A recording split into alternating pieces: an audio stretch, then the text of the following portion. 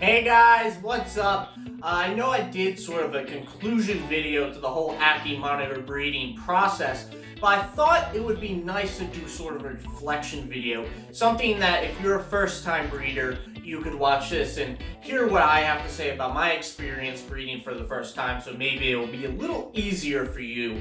So hopefully this will be good for anybody starting to breed or anybody looking to evaluate how they go about breeding. And I'm just going to talk about my experiences, what I felt like I should have did different, what I learned, stuff like that. So let's get to it. Make sure to check that lower right hand corner though and hit that subscribe button. Make sure you hit the bell as well so you are notified with all the latest updates on the channel. Alright guys, let's get to it and let's discuss what I took away from the whole breeding operation. Okay, so a couple broad overview lessons, and I think the first one's an obvious one, and you're gonna be like, that's a given, but preparation. And I don't think you should really understate it as much as you might think. Obviously, you have to prep. You know what I mean? You have to know what the process is, do some research. I did that, but there's so much more to it that you really might not even think about in the beginning. So it's not only preparation beforehand, but even preparation as you're going through the process. There's just some questions that just don't come to you right away, or some things you didn't think about right, before you started or something until it's like actually happening.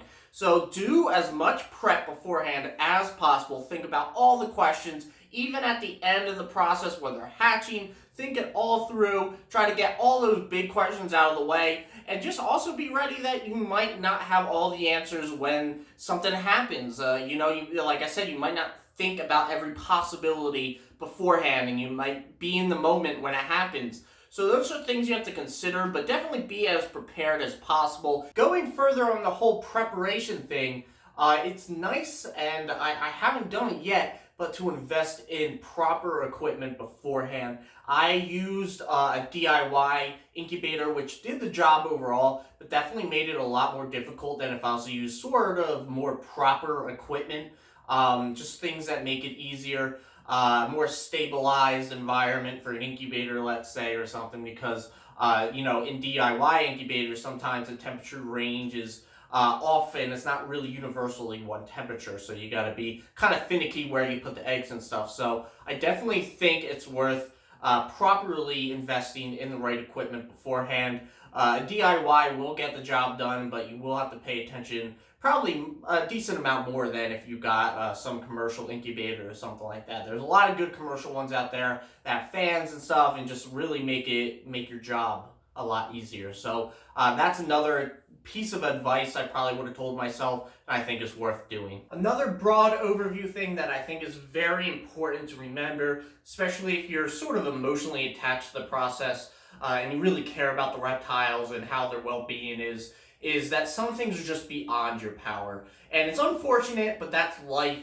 One of the things when I had 7 Ackies that were originally hatched, and one didn't make it because of a prolapse, and it just turned out to be something sort of genetic or just very specific to the reptile, something really beyond my control or the control of anybody. And the vet said to me, that's why they lay a clutch. It's because they're giving multiple opportunities for their species to continue. So you got to understand, while it is upsetting to lose a guy or an egg not hatch or something like that, there's going to be eggs that mold over and it just don't hatch. There's going to be Ackies that just have problems, or reptiles that just have problems. Just something you really have to understand going into the process. That's just how life works, unfortunately. And you got to really just come to terms with things not always panning out how you thought they would be, and some life stopping shorter than you would have liked. So that's one powerful thing to really keep in mind. And a lesson I definitely learned through this process. Something else that I think is really important, just broadly, is using multiple sources of advice. It's important, definitely if this is your first time breeding, to reach out to other more seasoned breeders that can give you advice specifically on the reptile you are incubating. That's really important, but I would say while the people I reached out to were fantastic and really helped me, some pieces of their advice, if I took it, probably would have ended not on the better end of the spectrum. So it's good to get multitudes of advice, not just from one person. Make sure you get multiple sources. And trust your gut. I would definitely say trust your gut. If you have a feeling that what someone's telling you is wrong, maybe they're thinking about it differently than you are. It's not necessarily them just giving you wrong or bad advice. Go with your gut. Go with your gut feeling, because that's usually right. So definitely use multiple people to ask questions to and see their feedback. Everybody has different experiences. It's not really on the breeder if they like give you bad advice or something, because there's so many variables at play. I mean, maybe sometimes a breeder might not be super happy that you're giving them competition. I don't think that's the case most of the time. But otherwise, I think it might just be a miscommunication or misunderstanding. But definitely use multiple people, because that'll help sort of take out those issues and make sure you're doing the right thing overall. Okay, now getting more specific, one of the things that I overall lacked through the process was proper preparation. I did research for a lot of the key things, but I did not think it through as much as I should, which is a bad researcher on my part, because I am getting my PhD, so that's overall pretty bad for me. I'm pretty disappointed in myself for that. But one of the specific things that I was not really prepared for, I guess misunderstood probably because I did research this, is the turnaround time from breeding to laying of the eggs. I was actually on vacation when my female laid her eggs, and I thought I had at least another week left before she laid. And I came back and I saw she was kind of deflated, and I dug around and I found them. And I think it happened a couple days before I came back, so not right when I left. I was gone for a total of 10 days. So, you know, that is something that I wish I understood better, because that definitely would have factored in when I started the breeding process and stuff, and things like that, so I was here when she laid. So definitely really consider how quickly the turnaround time could possibly be. This is probably, you know, obviously different for each, you know, reptile species. It's not, you know, some take shorter, some take longer, but I was expecting closer to a month, maybe 3 weeks from her eggs being in her to them coming out, and it was about 2 weeks. So definitely be prepared for it to be pretty short. Now, probably my biggest blunder, I have to admit, is me not remembering anything about orientation when I picked them out of the enclosure. You obviously want to take them out, and there's some debate about this, but it's most commonly thought that orientation is key. Now, I did kind of move mine around, and all the ones that made it through the process did hatch. I did lose about half the total laid clutch though throughout the process, but that was more to things like due to things like mold and stuff, and we'll get into that in the video later. So it is possible, even if you mess up their orientation in the incubator from where they were laid, for them to hatch and be fine.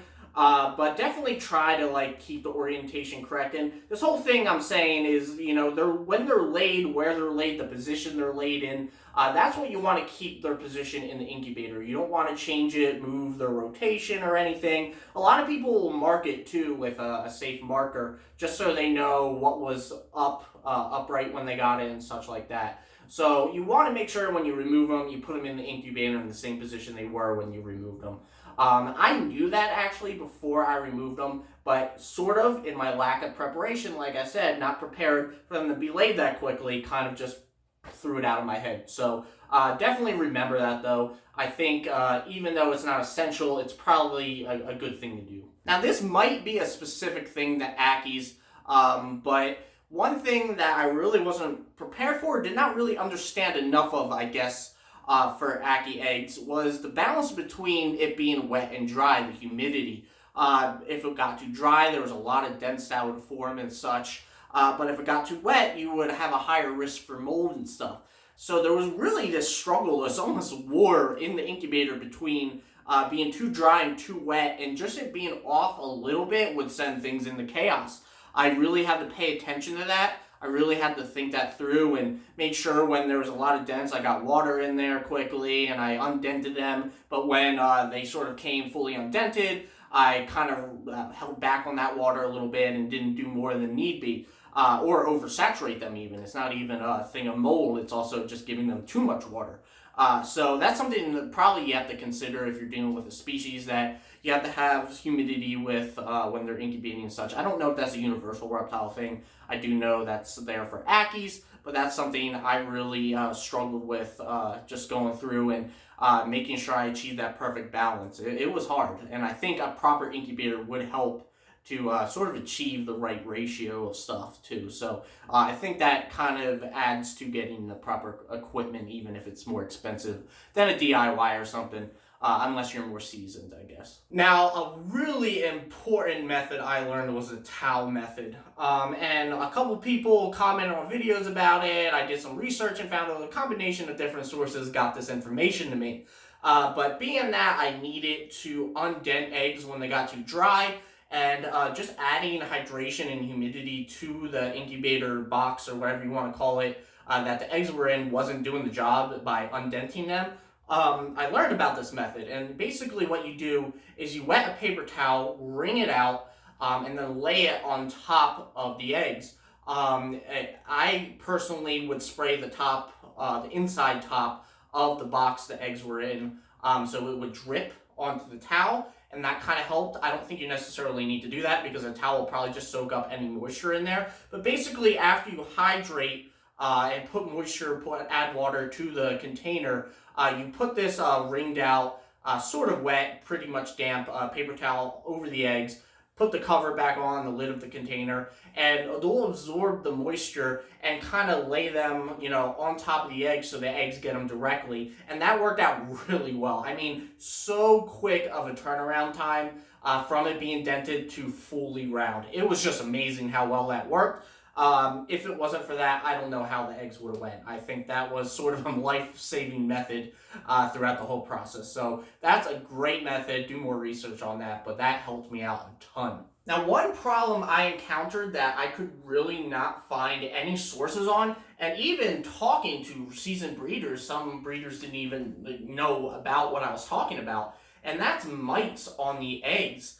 And I did read some stuff. I was having some mites on some of my eggs, and the one thing that, and there's no scientific evidence for this, I didn't write a research paper or anything like that, but one thing that I found to be, I have suspicion of, is that you will see mites on eggs that are probably not going to make it. I saw mites on 2 of my eggs, and they eventually molded over. So I don't think the mites necessarily cause an issue, but arise when an issue is happening. So number one, that might be a warning sign, because it did happen before any real mold or damage happened to the egg.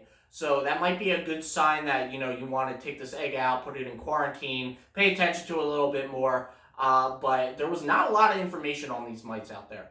But I don't know if they do anything real damaging to the egg itself. I don't know much about them still, but I did learn that mites would just spontaneously show up. It might not have to do with your perlite or whatever substrate you use or container you use. They just kind of appear sometimes. And like I said, I don't know much about them, but there were mites that would go on some of the eggs. They would never go on healthy eggs. All the eggs they would go on soon kind of just molded over or died out later. So take that as you will, but that was something that there's not a lot of information on, and something that I wasn't expecting to happen.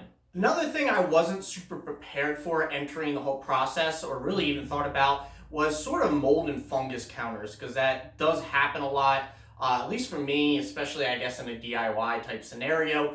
I didn't know much about what to do if mold started forming or the egg just didn't look well. One thing I did find when doing research, when one of my eggs started showing mold, was to get Zeobsorb AF. It's used, I think, as for athlete's foot or something like that, to counter fungus, and just coat the egg in it. A lot of breeders say it works really well. It did not work well for me. A lot of the eggs I put it on, and this could have been because I put it on too late, did not turn back around. I still don't know much about how to successfully get out of that situation, but I think that just speaks volumes more to being more prepared for that, and understanding that you should probably have some type of counter ready if mold did happen. Because even for the most seasoned breeders, that happens occasionally, and you need to take care of it and try to save the egg. So, do some research into counters to mold and mungus.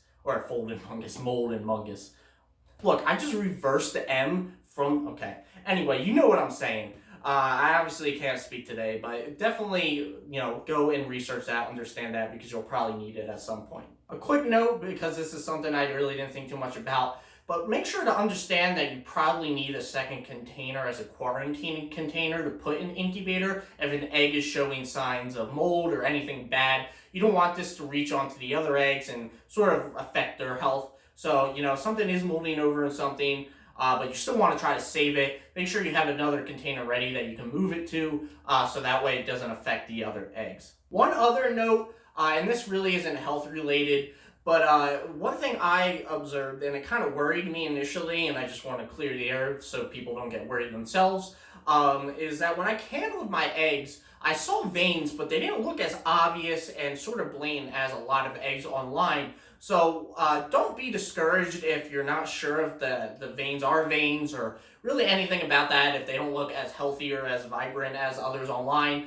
If you see anything that sort of resembles veins, that's a good sign. So, you know, not everything's going to look as picture perfect as you might see online or as hyped up online. So just know that veins and stuff like that might not show through as much as you might have seen elsewhere. Now, sort of as a last lesson, and a much more recent one, and I don't know, this probably is very dependent on how you go about breeding, but one thing I noticed recently is obviously I put my male in my female's enclosure to breed. I didn't want to put my female in my male because that would probably end up more disastrous. But lately, when I've been trying to breed my female again, she hasn't been super receptive. My male has been going around the enclosure and marking a lot of the territory, rubbing his scent on things. And now when he gets in there, he gets very territorial. So one thing you might want to consider that I really didn't consider up until now is how much you let your male stay in the enclosure, in your female's enclosure, if they're not going at it, you know, breeding. So because that might lead to him thinking this is his territory, marking his scent, and then that might be problematic in future initiatives to breed them.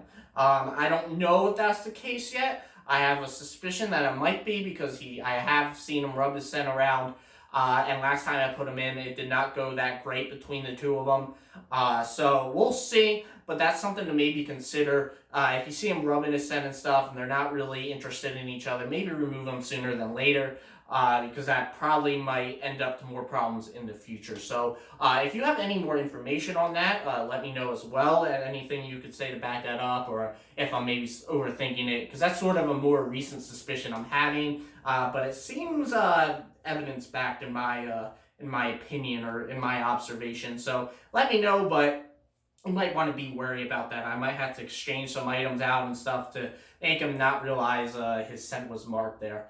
But that's pretty much all the lessons, all the main lessons I learned. I'm sure there's more, but those are really probably all the important ones.